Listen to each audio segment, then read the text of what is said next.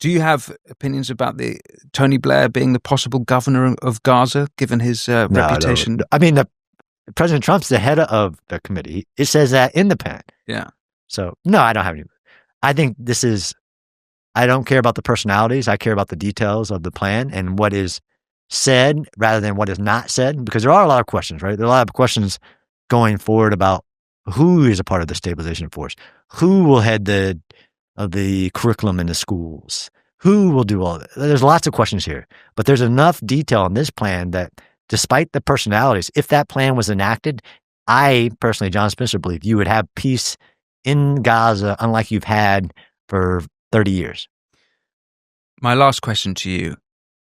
Lots of people who even are pro-Israel might throat clear before they utter their support of Israel with not full-out condemnation of Bibi Netanyahu or displeasure. They might critique certain aspects of what he's done. But from my point of view, having looked at this multi-theater war, I would challenge any of them to say that they think they could have done a better job. And I'd wondered what your take on Netanyahu's leadership has been throughout this war.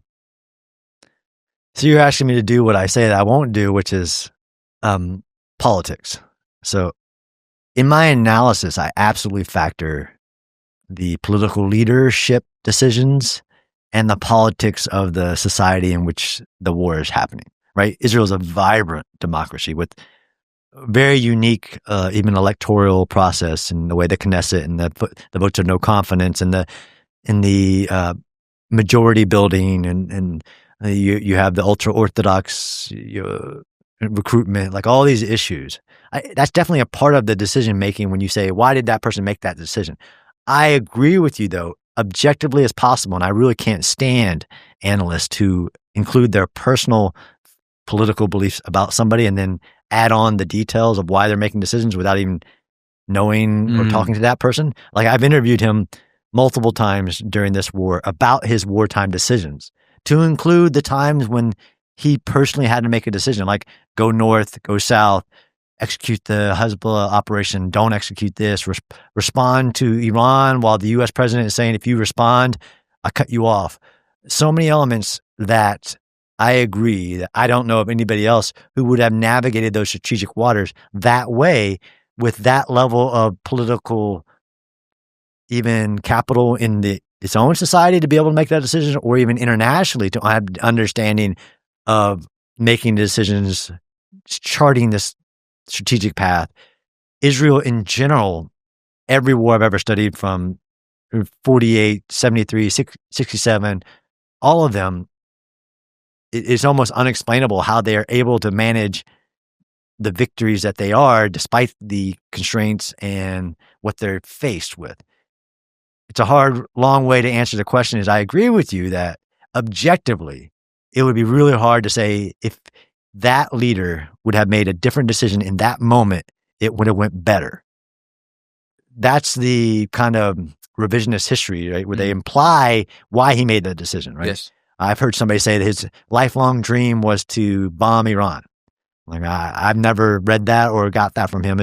His dream was to prevent Iran from getting a nuclear weapon so it doesn't destroy Israel, because that's what it says it wants to do as soon as it gets it. So yes, he's had a career-long task and objective, and he's written about that in detail, to stop them from getting a nuclear weapon. And during this Seven Front War, he just, with the help of the United States, but with a lot of leadership and risk to the state of Israel, prevented and set back the clock on Iran getting a nuclear weapon.